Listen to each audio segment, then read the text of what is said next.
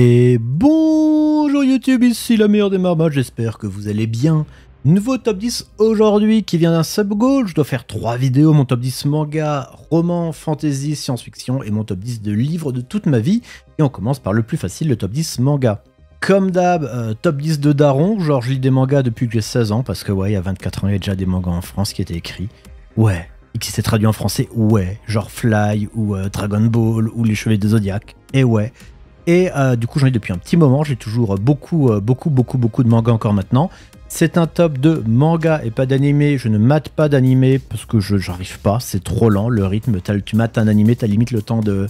Le temps que tu mates un épisode, t'as limite le temps de lire un tome de manga quasiment. Donc c'est juste trop lent et voilà. Donc ne me dites pas, oui mais Marmotte c'est trop bien en animé. Balek, je n'en regarde pas. Bien, donc maintenant que tout ça c'est dit, que ces prolegomènes sont terminés, n'oublie pas de liker, t'abonner, de partager, et let's go pour le top 10. En 10e position, Ghost in the Shell, sorti fin 80, début 90 au Japon. Donc voilà, on est littéralement dans clairement le manga cyberpunk, totalement cyberpunk, qui se déroule aux alentours des années 2030 à peu près. Voilà, le personnage principal est un cyborg et du coup, on est complètement un peu dans le polar, dans l'idée de traque, là encore une fois, d'un cybercriminel qui prend le contrôle de l'esprit. Et au final, j'ai adoré parce qu'il m'a vraiment marqué. Ce thème, parce qu'il y a dedans, on retrouve un petit peu ce qu'il y a dans un petit peu d'Asimov, avec du coup toutes ces questions sur le robot, évidemment ce qu'on a plus récemment dans Human, dans Détroit Becoming Human. Qu'est-ce qui fait qu'on est vivant? Qu'est-ce qui fait qu'il y a un robot? Qu'est-ce qu'on peut considérer comme être vivant? Où situe la frontière entre le corps, l'esprit, l'âme, tout ça. La question de l'évolution, etc. Voilà, donc tout ça ensemble fait que c'est vraiment ultra sympathique. Vraiment, fait que c'est ultra sympathique. Après fait que du coup, c'est vraiment pour moi, encore une fois, au vu de la période où c'est sorti, c'est vraiment ce côté un peu anticipation par rapport à des styles de manga qu'on a eu beaucoup plus après, et ça m'a vraiment marqué quand j'étais plus jeune, et ça reste encore maintenant vraiment dans mon top de chez top. Ensuite, en 9e position, Vagabond, qui pareil, lui, commençait aux alentours des années fin 90, et je crois qu'il est toujours en cours, je suis même sûr qu'il est toujours en cours, doit avoir 35 tomes de sortie, si ma mémoire est bonne. Donc du coup, clairement, on est là-dessus. C'est basé d'un roman qui existe, qui s'appelle le roman Musashi, d'Eiji Yoshikawa. Si jamais ça vous intéresse et vous êtes plutôt lecteur de romans et pas lecteur de manga. Et donc, du coup, ça va nous parler de fils d'un samouraï post-bataille, du coup, qui va être pourchassé, qui du coup va vouloir devenir le meilleur samouraï du Japon. On est sur un énorme manga d'initiation. On est vraiment dans l'histoire avec un grand H où du coup on va être vraiment du petit à la fin, du petit moment du petit samouraï qui va devenir de plus en plus grand samouraï. On va voir c'est très historique dans le sens où comment était le Japon à l'époque. On n'est pas du tout dans un shonen, hein. Je vous dis tout de suite, c'est pas un shonen. On est certes, il y a de l'action, certes c'est historique, mais le héros va pas monter en puissance de manière... On n'est pas dans One Piece, on n'est pas dans Naruto. Le héros monte pas en puissance de manière dithyrambique, et certes, il devient plus fort, mais on reste dans ce qui est raisonnable en termes d'historique. Il y a énormément de personnages différents sur 37 volumes, encore une fois, et ça a vraiment ce côté que j'adore, ce côté où tu prends un personnage donné que tu mets dans une période historique donnée, en utilisant ce personnage du roman, ça te fait découvrir un monde, ça te fait découvrir un univers, et ça te fait découvrir tas de choses, que ce soit de l'enfance, de l'adolescence, que ce soit tout ce qui avance, comment on grandit, comment réagissent les gens autour de soi, la politique et compagnie. Je trouve ça complètement cool et extrêmement incroyable. Et j'aime vraiment beaucoup ce Vagabond, et j'espère pouvoir voir un jour la fin. Et pour moi, c'était un énorme oui. Ensuite, Full Metal Alchemist de 2001 à 2010, c'est terminé, d'une autrice, Imoru Arakawa. C'est assez peu fréquent pour le nommer.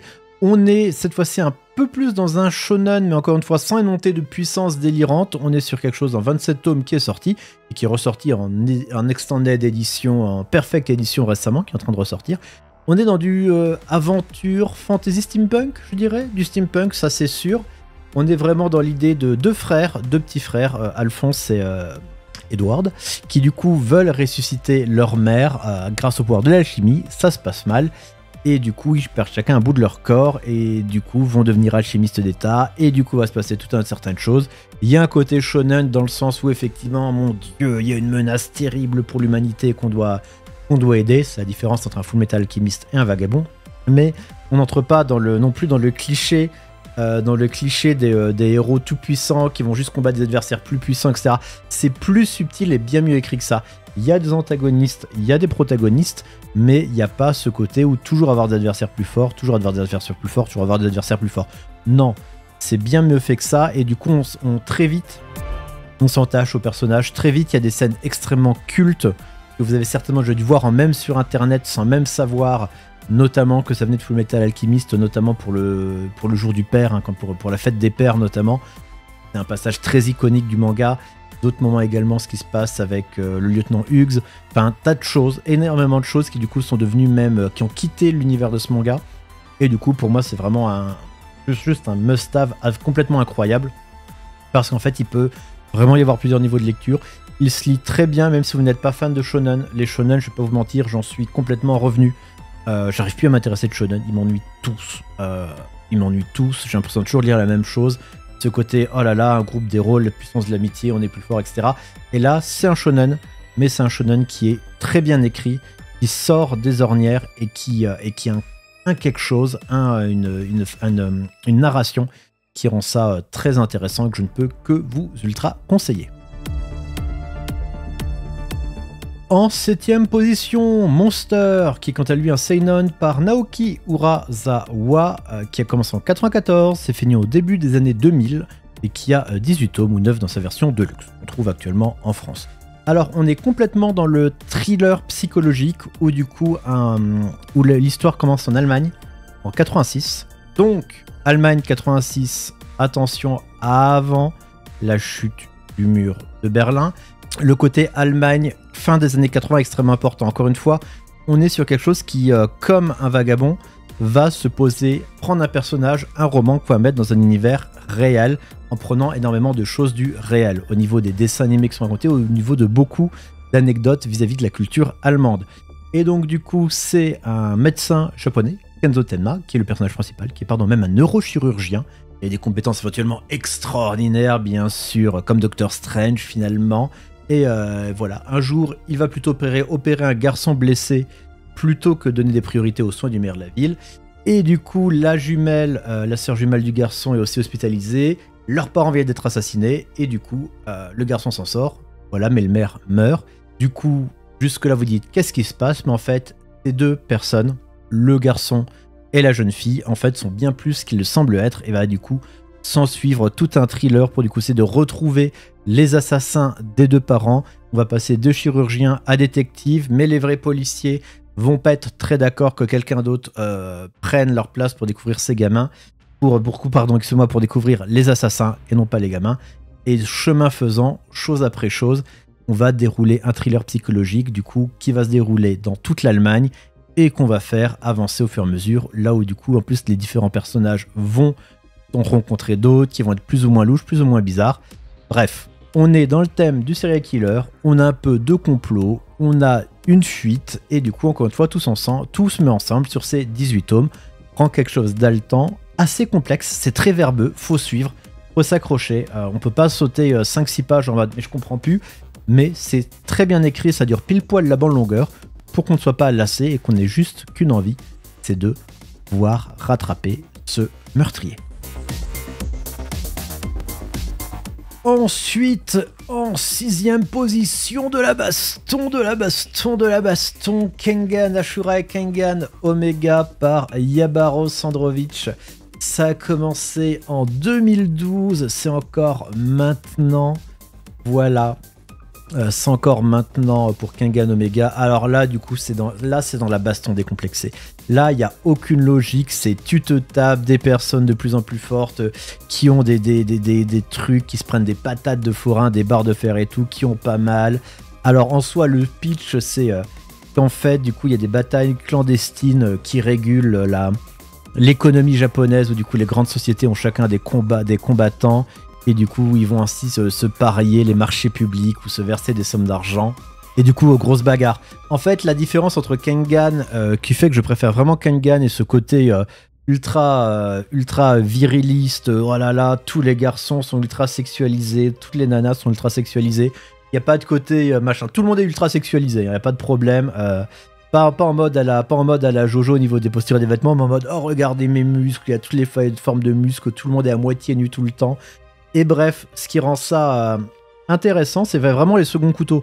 En fait, une fois que tu prends le protagoniste initial qui est super fort, comme dans un Baki ou autre, là en fait, ce qui rend vraiment ce Kengan ultra attirant, c'est vraiment la pléthore, le fait que l'auteur prenne le temps de développer tous les personnages, et que du coup, tous les personnages sur ces tomes, encore, il doit en avoir quoi, une cinquantaine maintenant, continuent au fur et à mesure d'être développés et de qu'on connaisse leur histoire à tous et à toutes.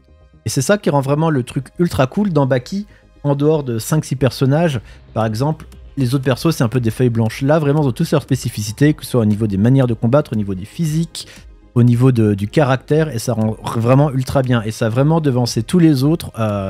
Je lis les scans quand ils sortent, j'achète quand ça sort, et grand fan ici de ce Kengan, qui pour moi est vraiment le truc de baston débile, purement... C'est expandable, quoi. C'est le film d'action américain, ce manga, mais ça passe juste beaucoup trop bien. Si vous aimez le débile, le gros muscle débile, grosse attaque qui ont what the fuck, c'est un énorme must-have. En 5e position, Evangelion de Yoshiyuki Sadamoto. Entre 94 et 2013, ouais, plus ou moins, parce que du coup c'était un peu compliqué l'écriture. Evangelion, du coup 94 et 2013. Alors Evangelion, comment décrire Evangelion? C'est du méca apocalyptique avec un gamin qu'on a envie de taper tout le temps et des meufs super badass. Voilà, c'est un peu ça Evangelion.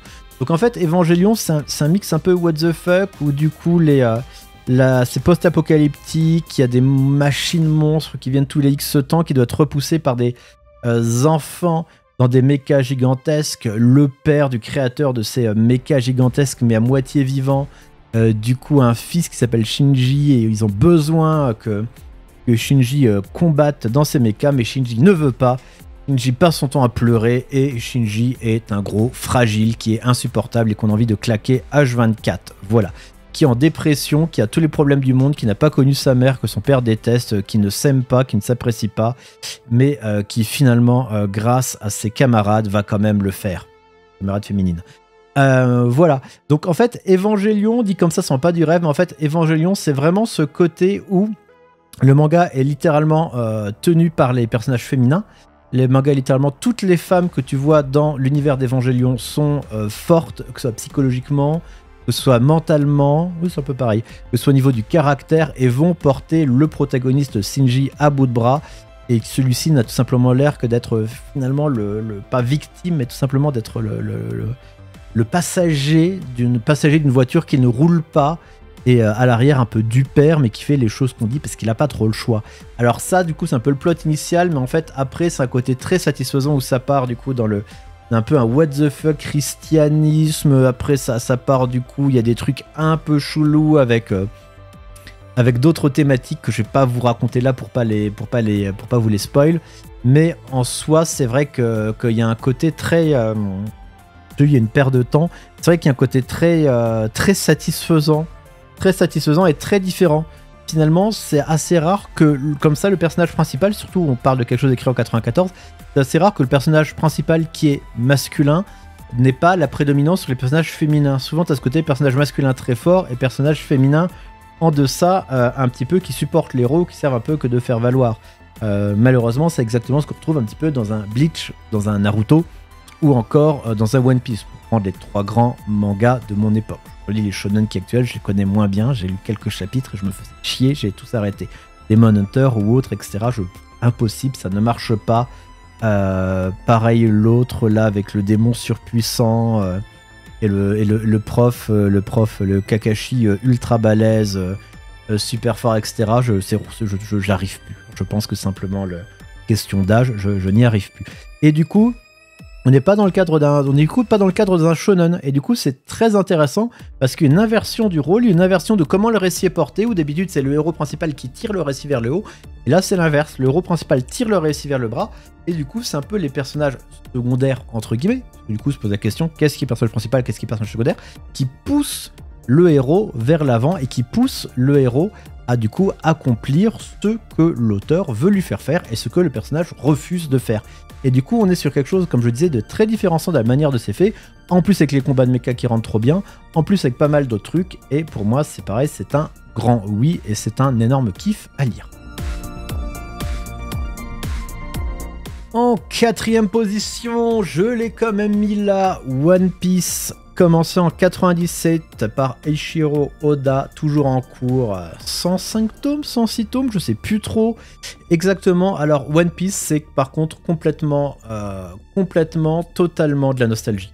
C'est à 100% de la nostalgie. J'ai encore le premier tome français que j'avais acheté en 2001 quand j'avais 17 ans. Et depuis, j'achète tous les tomes au fur et à mesure. C'est complètement de la nostalgie. Je les lis encore par nostalgie et je kiffe encore par nostalgie. Il y a vraiment ce côté, c'est ma Madeleine de Proust du manga. Plus qu'un Dragon Ball, plus qu'un Chevalier du Zodiac, plus qu'un tas d'autres mangas, parce que je regardais très peu la télé quand j'étais petit, donc tout ce qui était Club de Dorothée-Wood, ça m'a pas tant marqué de ça. Mais One Piece, c'est ma Madeleine de Proust du manga que je continue à suivre tout le temps, le shonen par excellence. Pas vraiment besoin de vous parler de One Piece, vous le connaissez tous. J'ai plus de mal avec One Piece maintenant, je trouve que certains arcs scénaristiques sont trop longs, ça devrait être terminé. D'autre côté, Oda arrive quand même ultra à me surprendre et je suis extrêmement satisfait du ton de liberté qui se permet et du côté rien à battre, notamment avec le Gear 5 ou autre et tout ce qui est la thématique de Joy Boy et ce qu'il ose faire maintenant. Du coup, je suis passé en mode j'aimerais bien que ça finisse, histoire de refermer cette page de ma vie. De l'autre côté, je suis en mode il continue, il a réussi encore à continuer à me surprendre avec le dernier arc scénaristique après l'arc samouraï où je voulais mourir, avec le combat de l'infini où je voulais mourir.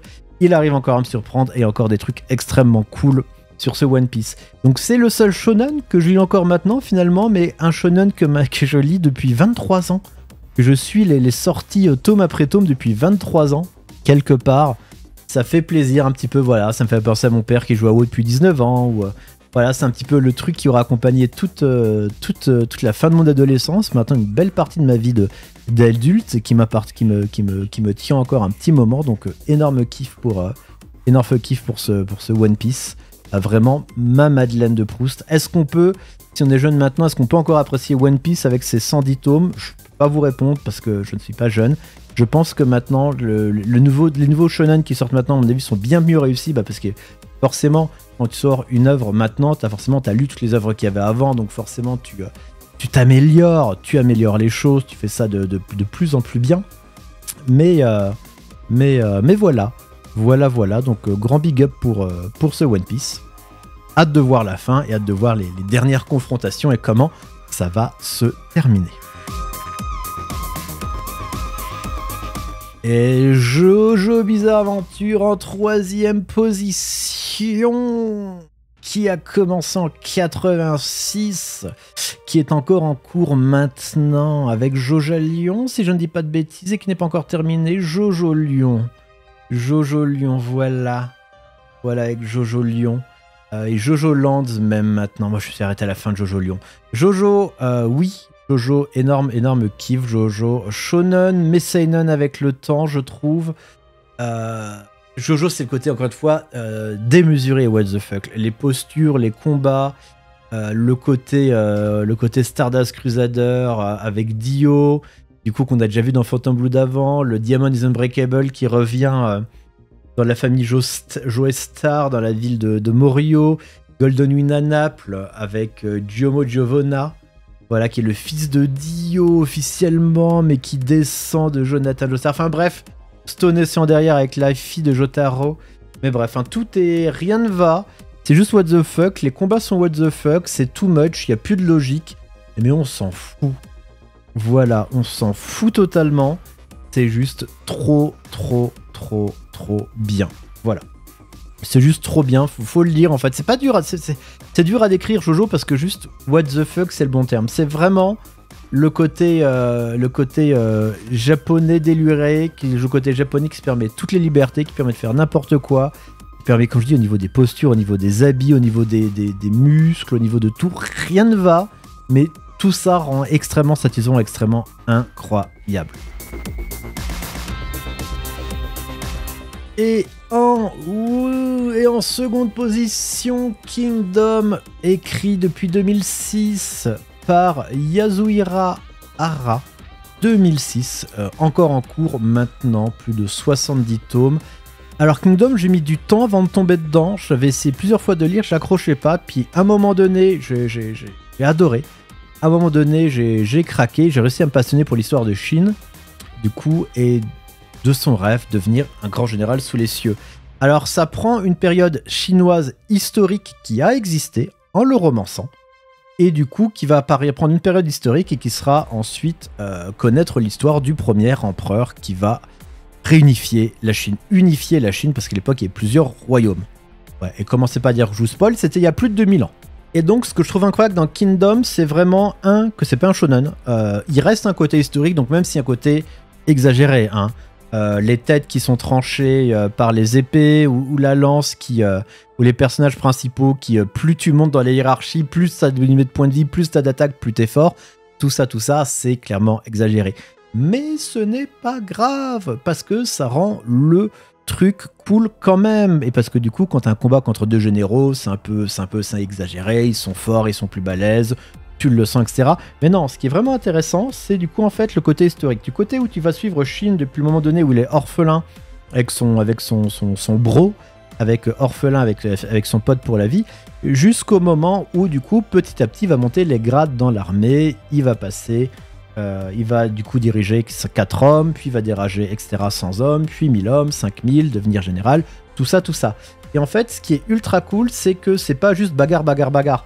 On peut très bien avoir un tome quasiment pour parler de politique, ou parler de stratégie, ou parler d'agriculture. En fait, encore une fois, ce que je vous ai dit avant pour Vagabond, ce côté où on prend un romance, un événement historique, c'est complètement le cas. Et ça parle de quelque chose que je ne connaissais pas du tout, qui est la Chine antique.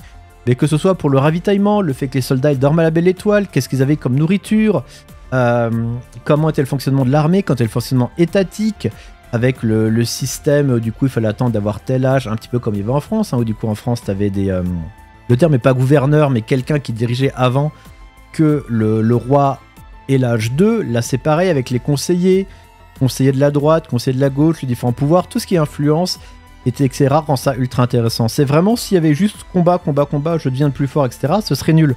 Et le fait que du coup ce soit beaucoup plus de ça et que ça explique historiquement un univers, même de manière romancée, une période historique que je ne sais pas du tout, est complètement plongé dedans et je suis ultra fan de voir comment ça va avancer, comment réussir à s'en sortir.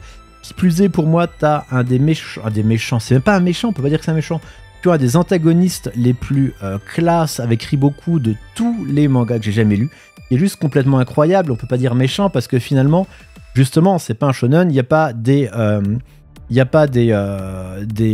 gentils et des méchants qui vont détruire le monde. On pourrait très bien avoir Kingdom qui soit du point de vue de Riboku et qui simplement essaye de se défendre au fur et à mesure contre les attaques du royaume de Chine, simplement. Ou de Qin, exactement. Donc voilà. Donc c'est ultra intéressant. Si vous aimez l'histoire, c'est bien écrit, ça se lit très bien. Il y a du volume, il y a de la politique, il y a du militaire. Vraiment, je suis fond Kingdom, à fond dedans, et c'est clairement maintenant devenu très largement avec le temps mon second manga favori. Et enfin, en première position, ça ne pouvait être que Kentaro Miura et Berserk. Évidemment, Berserk repris depuis, malheureusement, le décès de Miura par Koji Miyori. Alors Berserk, on est actuellement sur 42 tomes, commence à 89, c'est encore en cours. Et Berserk, pourquoi c'est incroyable. Seinen, c'est du drame, t'as de l'horreur, c'est de la dark fantasy. Il y a des démons, c'est médiéval, il y a de la religion, il y a de la politique, un petit peu. Mais c'est surtout un monde, crépusculaire, un monde qui a inspiré des Dark Souls, qui a inspiré énormément d'œuvres de Dark Fantasy depuis maintenant plus de 30 ans. Ça m'a fait mal quand j'ai dit plus de 30 ans. Hein. J'étais en mode non, pas plus de 30 ans. Depuis plus de 30 ans. Et en fait, ce qui est incroyable avec Berserk, c'est plusieurs choses. c'est l'histoire qui avance encore, qui n'est pas arrêtée, ce n'est pas une histoire courte, c'est du coup une histoire qui est magnifique, non pas dans ce qui se passe, elle est horrible, hein, c'est du drame, c'est du drame, c'est vraiment ce côté, vous qui entrez ici, laissez de côté tout espoir qu'on veut voir à la porte des enfers, c'est vraiment, tu rentres dans un drame, faut pas s'attendre à avoir du bonheur, le bonheur n'existe pas, tu mets le bonheur de côté et tu laisses tomber. C'est un drame, c'est gore, c'est cru, c'est sale des fois, mais tu as d'autres moments magnifiques, c'est extrêmement détaillé. Murat avait un soin du détail qui fait qu'il allait aussi peu vite, mais qui frôlait l'obsession, mais du coup il y a des planches absolument magnifiques. Ça raconte du coup l'histoire de Guts, qui du coup pareil est un enfant mercenaire détesté par son père, qui vend son corps à des hommes durant la nuit. Guts en a marre, tue son père et s'enfuit, va entrer dans une autre troupe de mercenaires, la troupe du Faucon. Mais ensuite, voilà, c'est le début, il va se passer énormément de choses, ça ne va pas juste s'arrêter là, il va se passer des trucs avec la troupe du Faucon, il va se passer des trucs après. C'est un manga qui a été très peu, il y a eu très peu de séries d'animation sur ce manga. Tous les autres dont je vais parler avant, il y a des animés à tir-larigot. C'est pas le cas pour Berserk parce qu'il est très très largement Peggy 18, il est très très dur à adapter. Parce qu'en fait, il y a du gore, il y a, comme je dis, il y a du sale, hein, il y a des trucs, il y a du cul, il y a du sale, il y a des trucs, c'est dur, hein, quand tu le lis, c'est dur, des trucs c'est malaisant, des trucs c'est glauque. Mais encore une fois, l'auteur arrive dans tout ça, t'as envie en fait de voir ce qui arrive à Guts, t'as envie de voir s'il va réussir à avoir cette quête de vengeance, t'as envie que tu t'accroches.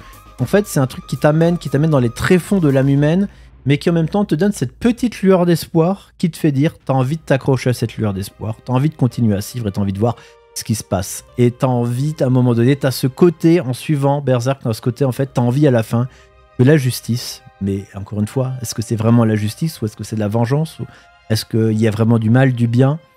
Est-ce que le mal n'est pas le bien et vice-versa? Et t'as envie, en fait, que cette justice aille jusqu'au bout. Et c'est pour ça que tu continues à lire Berserk, malgré que, encore une fois, ce soit horrible.